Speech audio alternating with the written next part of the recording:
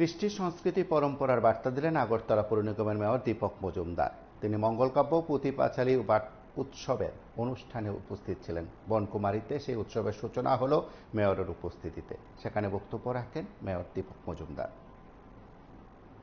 দুদিনব্যাপী অনুষ্ঠান চলবে। আজকের এই সুন্দর মহতী অনুষ্ঠানে আমাদের মধ্যে উপস্থিত আছেন।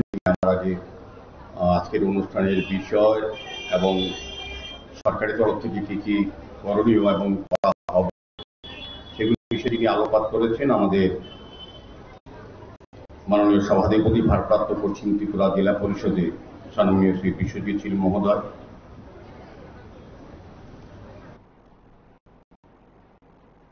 আমার আগে সুন্দরভাবে আলোচনা রেখেছেন বিশিষ্ট সমাজসেবী, বিশিষ্ট শিক্ষাবিদ, সুবক্তা, আমাদের সদর জেলার যিনি মাননীয় ভারতীয় জনতা পার্টির সভাপতি শ্রী অসীম ভট্টাচার্য মহোদয়। আমাদের সঙ্গে মঞ্চে আছেন আগরতলা পৌর নিগমের আমার সাথীরা, কর্পোরেটর। আর বেশি করার খুব একটা প্রয়োজনীয়তা নেই আমি মনে করি ক্ষেত্রে, বা আমার এর বাইরে জানাও নাই।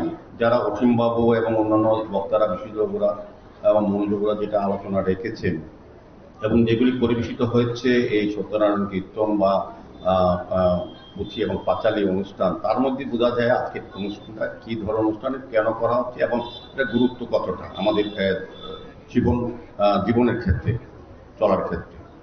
তো আমি বলবো যে তথ্য সংস্কৃতি দপ্তর বা রাজ্য সরকার বিশেষ করে যেটা বিশ্বজিৎবাবু বলার চেষ্টা করছেন, অসীমবাবু বলেছেন, আমার খুব ভালো লেগেছে এই বিষয়টা, যে আমাদের রাজ্যে যেটা হারিয়ে যাওয়া সংস্কৃতি, আমাদের রাজ্যে একটা সময় একটা পরম্পরা ছিল, কিন্তু এটা মাঝখানে কোনো না কোনো ভাবে এটা হারিয়ে গিয়েছিল। আমাদের ইচ্ছা বা আশা বা প্রত্যাশা থাকলেও আমাদের মনোভাব বা এটা প্রসার করার মতো জায়গা বা পরিবেশ বা পরিমণ্ডল ছিল না। কিন্তু 2018 সরকার আসার পর, ভারতীয় জনতা পার্টির নেতৃত্বে আসার পর, আমি বলতে পারবো সগর্বে আজকের এই বনকুমারী মঞ্চে দাঁড়িয়ে যে যার যার ধর্ম, যার যার কর্ম করার মতো কিন্তু একটা পরিবেশ পরিস্থিতি তৈরি হয়েছে। এখন বলেছেন যে মুক্ত মঞ্চ, সুযোগ বলেছেন, এখন শিল্পীদের, গ্রামীণ শিল্প বলুন আর শহরের শিল্পীরা বলুন, যাদের কিন্তু তাদের প্রতিভা, তাদের মেধা বা তাদের যে সুপ্ত প্রতিভা আছে মনের মধ্যে, যেটা প্রকাশ করার সুযোগ পাচ্ছিলেন, তারা কিন্তু এখন মঞ্চ পাচ্ছেন, খোলা মঞ্চ, মুক্ত মঞ্চ।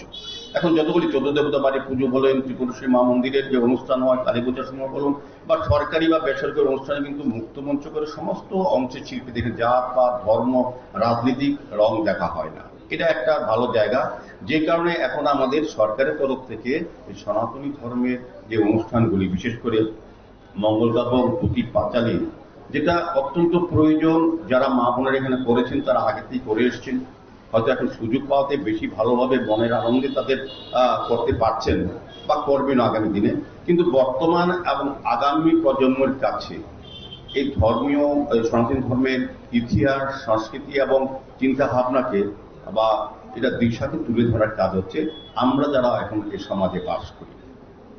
এই ভোগবিলাস, এই স্বার্থপর সমাজ জীবনের মধ্যেও আমাদের ব্যক্তি জীবনকে ধর্মীয় ভাবাবেগে যতটা আমরা নিতে পারবো, ততটা নিজেরও যেমন মনের দিক থেকে শান্তি পাবো এবং পবিত্রতা মনের মধ্যে আসবে। পাশাপাশি এটার প্রভাব কিন্তু আমাদের ব্যক্তি সমাজের উপরেও এবং রাষ্ট্র ব্যবস্থার উপরে পড়বে। আমি আমার জীবনধারা যখন, আমার জীবনশৈলী পরিবর্তন হবে, ধর্মীয় চিন্তা ভাবনা যখন আমি চলবো, আমার সমস্ত চিন্তা ভাবনা, আমার যে অনুসরণ বা আমার যে ভাবনা থাকবে আমার পরিবার এবং সংসার এবং সমাজ জীবনে বা রাষ্ট্রীয় গঠনের ক্ষেত্রে, যেটা কিন্তু প্রভাব বিস্তৃত হবে। তো আমাদের লোক সংস্কৃতিকে বাঁচিয়ে রাখতে হবে, এটার মধ্যে প্রাণ। আমরা যতই পাশ্চাত্য সভ্যতা, এখানে কথা বলা হয়েছে, যতই যাই, প্রাণ কিন্তু আমাদের মাটির টানে, শিকড়ের টানে আছে লোক সংস্কৃতির উপর। এটা যতটা বেশি প্রসারিত হবে, যতটা বাঁচিয়ে রাখতে পারবো সমাজে, ততটা কিন্তু আমরা সমৃদ্ধ হব এবং সমাজ ব্যবস্থা একটা ডিসিপ্লিন হয়। আমরা ধর্ম বলতে বুঝি আমি, আমার কাছে অনুশাসন। যার ধর্ম থাকবে না, তার জীবনের কোনো অনুশাসন থাকবে না, সে ভালো মানুষ হতে পারবে না। ভালো মানুষ হতে না পারলে মানুষ সমাজ গঠনে সে অংশগ্রহণ করতে পারবে না। কাজে ধর্মটাকে আমাদের জীবনের আধার করতে হবে, পথ চলার পথে ধর্মটাকে সামনে রাখতে হবে। কোন ধর্মটাকে? সনাতন ধর্ম, যে ধর্ম পৃথিবীর সবচেয়ে প্রাচীনতম ধর্ম, যে ধর্মের আহরণ করে অন্যান্য ধর্ম বেঁচে আছে।